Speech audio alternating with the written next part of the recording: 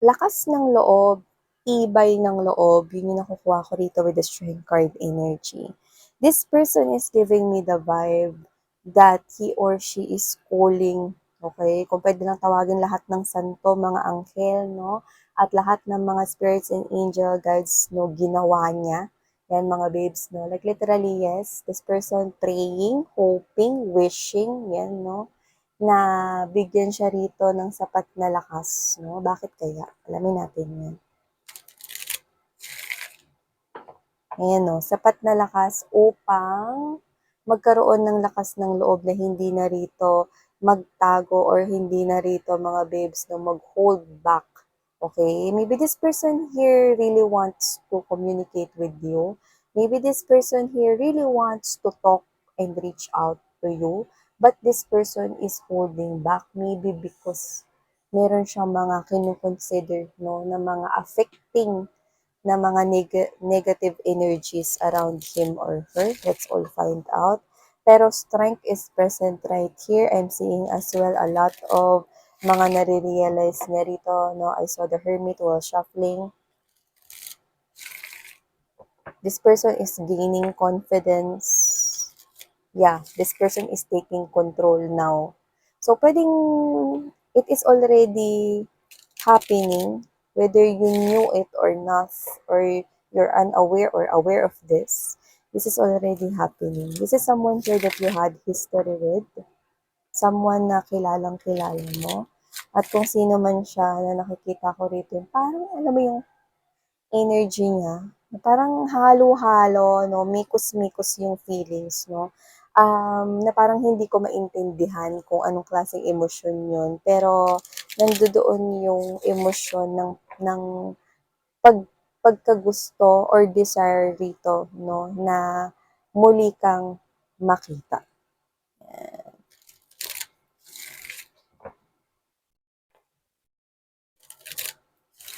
Okay, so let's go ahead and find out informations about this one. Collective.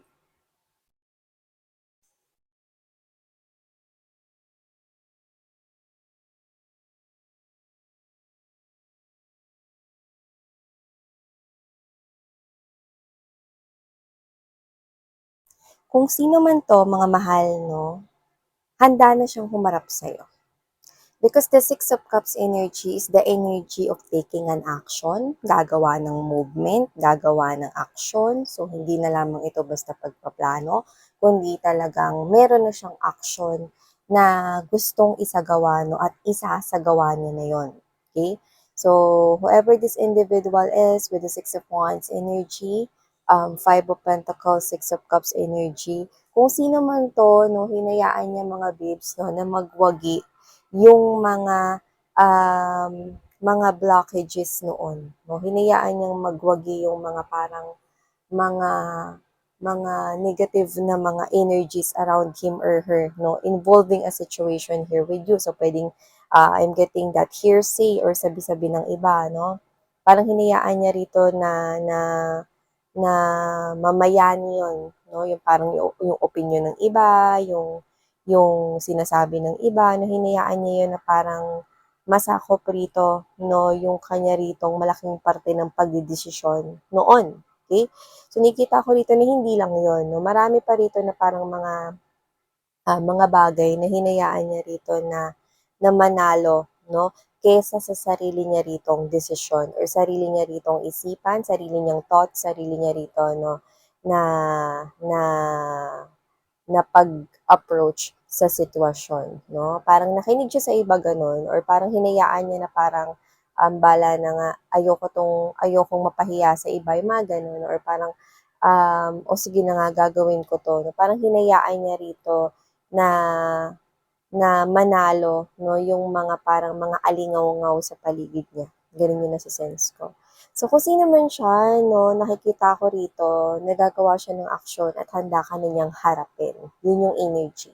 So, kung atras-abante man siya noon, no, mga babes, or atras-abante siya just recently because this is timeless, no. wala tayong gender dito. Oh, by the way, hi and hello new subscribers. My name is Yan. Welcome, welcome. At sa returning subscribers, maraming salamat sa patuloy na pagsuporta at walang sawa na pagtambay rito. So yun nga, no, just take out this resonates lahat tayong gender, babae, lalaki, LGBT, lahat kayo welcome. You can flip roles if you want. So yun nga, handa na kayong harapin ng tao na to. No? So hindi lang yun, marami rin siyang parang mga hinayaan rito, mga takot din, no? May fear, may doubts, no? Hinayaan niya rito na mamayani yung mga ganyan. Tatandaan niyo palagi that fear is an illusion. Yan, no? Illusion lang ang takot, okay? Repeat after me. Fear is just an illusion. Yan, diba? Lagi niyo sasabihin sa sarili ninyo every time na natakot kayo. And this person right here, hinayaan niya rin yung mamayani. Marami pa eh. Marami siyang mga negative na parang mga negativities na hinayaan niyang mamayani noon. So, yan, no? At pwedeng nakaapekto yon, no, ng sobra sa kanya rito, no, na life ngayon, no, involving you. Okay? So, kung sino man siya, pwedeng this person here is nagkaroon kayo rito ng parang hindi misunderstanding eh. Okay? Parang talagang nagkaroon rito ng pag-aaway na nauwi rito, no, sa pagtatapos ng connection. So, ilatag na natin tong sunod na ating mga informations here. So we have here this Six of Swords, Seven of Cups energy. So the action has something to do with this person here is actually, porsigido na siya, nagagawa ng action. That is the main energy of this person here that you're dealing with, no?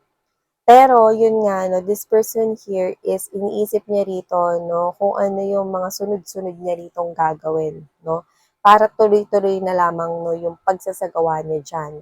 So, now this person nakakagulat, no, kasi noon parang hindi niya alam kung ano yung pagpaplano, no, pero ngayon, nakahanda siya rito, no, like literally, this person here really did think of what possible na mga pwedeng strategies or pagpaplano rito, like kunwari, hindi lang isa yung pagpaplano niya, yun yung ibig kong sabihin, no?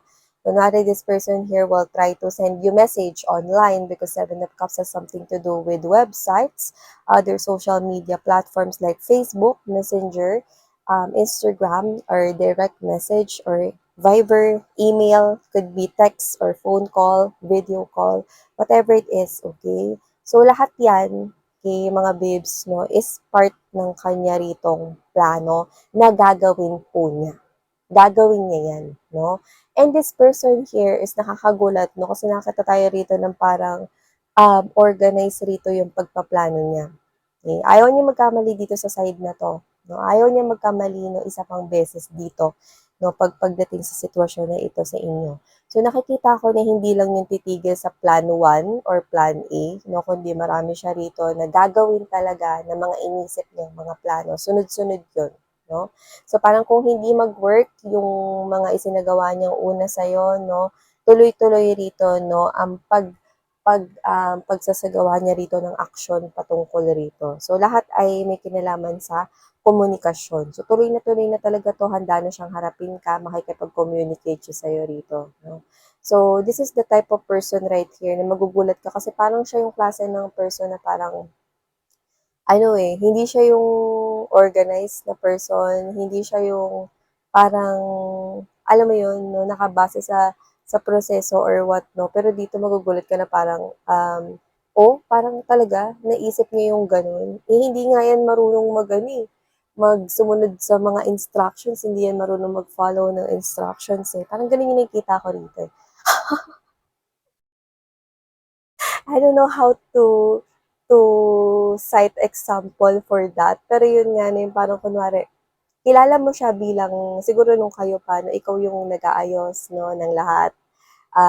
Kunyari, saan kayo kakain, ano yung mga gagawin ninyo sa anniversary or dates ninyo, no? Like literally, hinahayaan niya na ikaw yung gumawa, no? Like literally, hindi siya yung naka-hands-on dun, no? Most of the time, ikaw. Pero ngayon, mga babes, no, nakikita ko rito na parang magugulat ka pag nalaman mo yung bagay na yan, no? Kasi manggagaling yan sa kanya.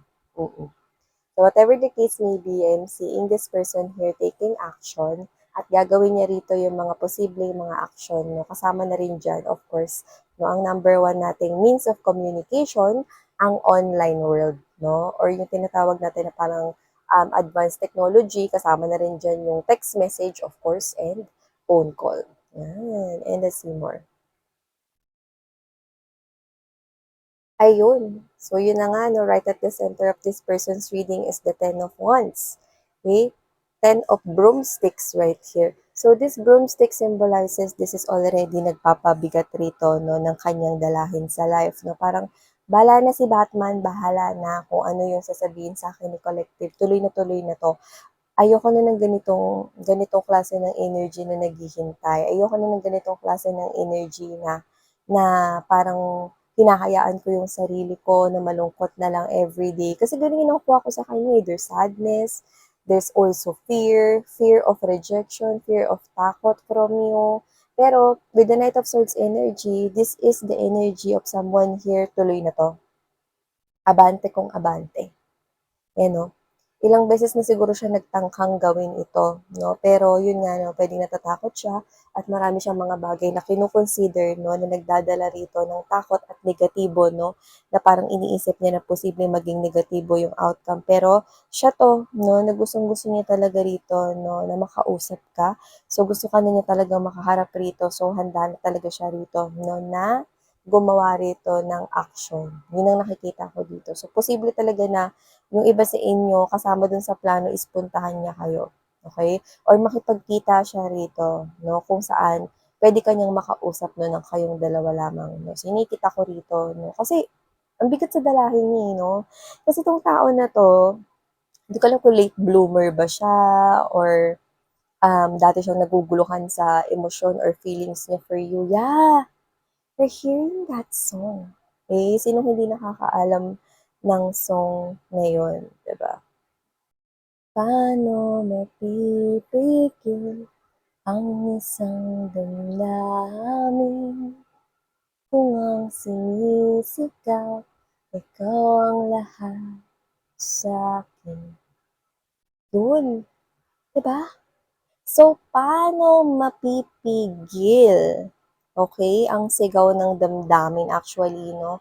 Um, that is a very powerful sign that this person here is pwedeng trinay niya na pigilan yung damdamin niya, no?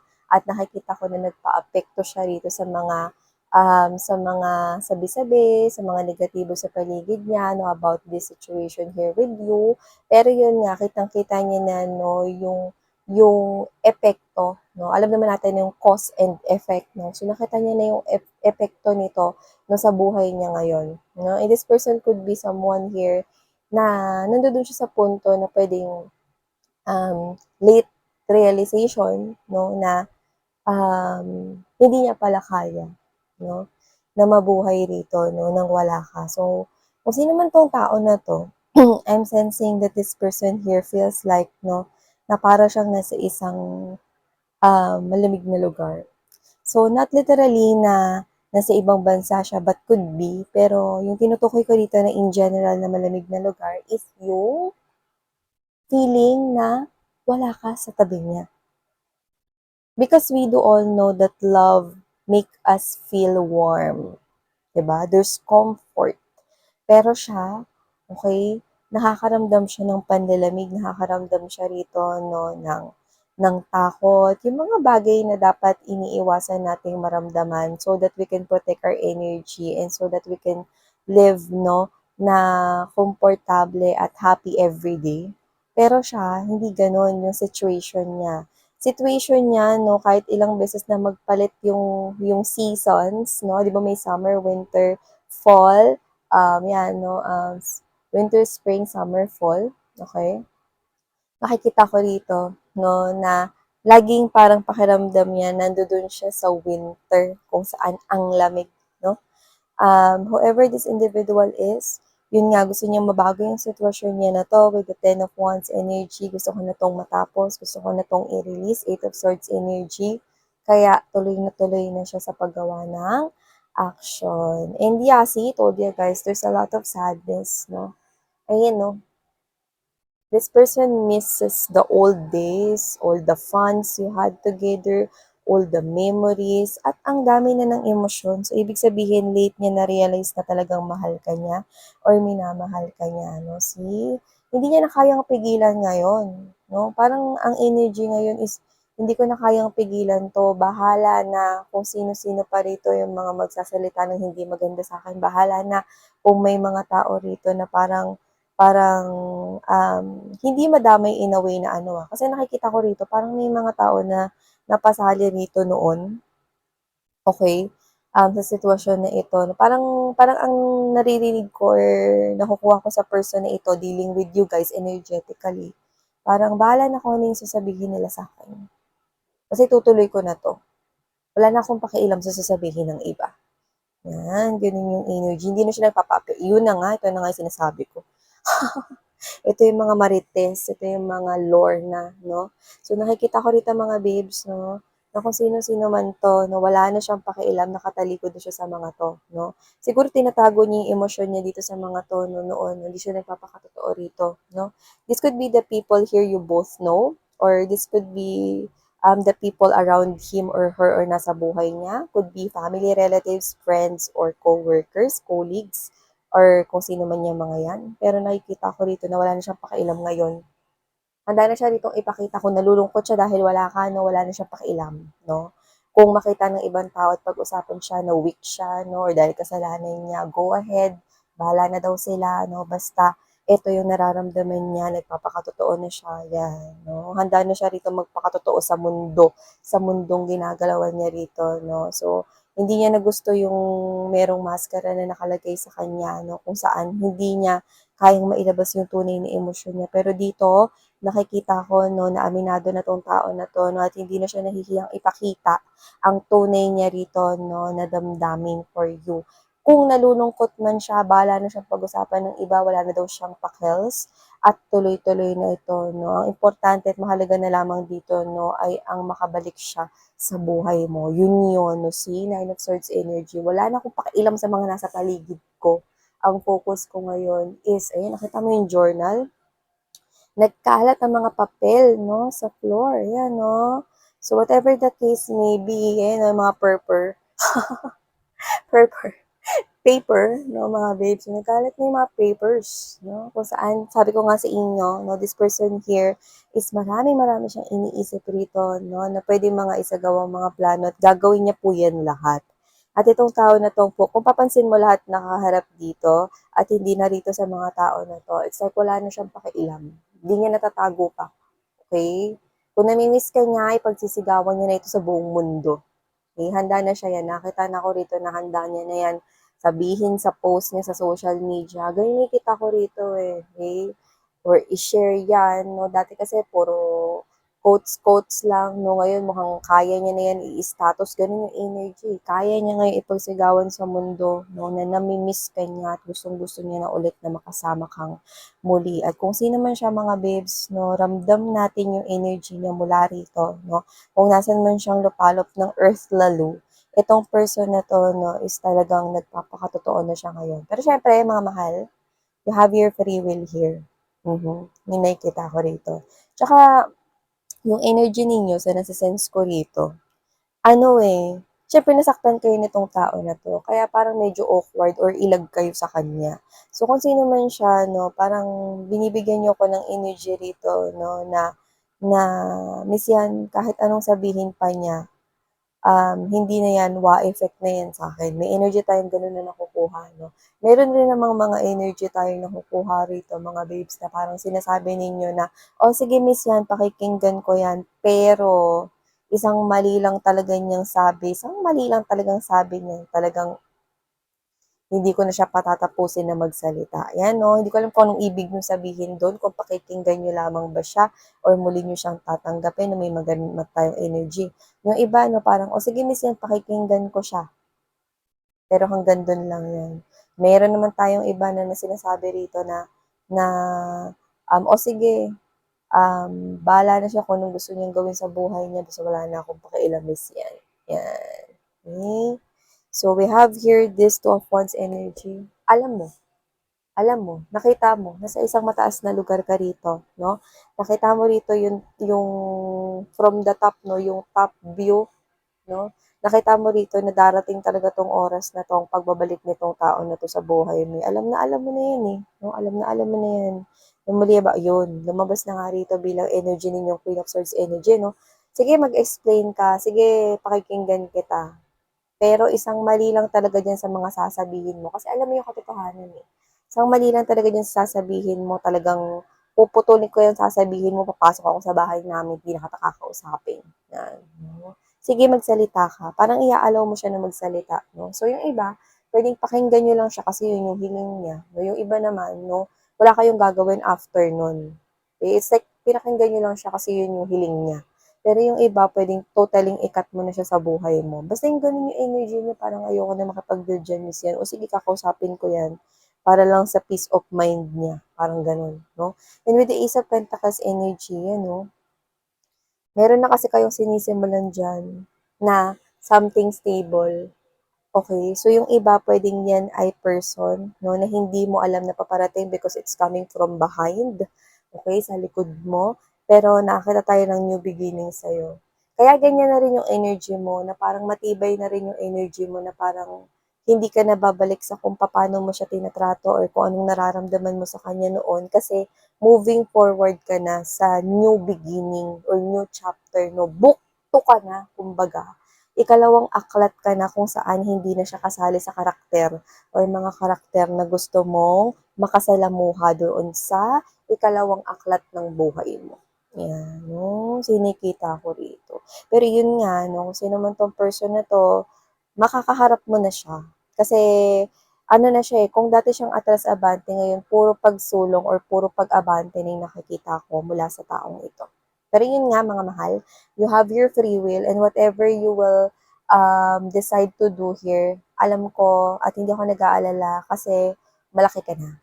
At syempre, alam mo kung anong makabubuti para sa iyo. Okay? So, piliin mo kung saan ka magiging happy, no? At pumunta ka dun sa direksyon na kung saan alam mong deserve mo. So, yeah, thank you so much, Collective. Sarah ngayon, Love and Light. Ayan.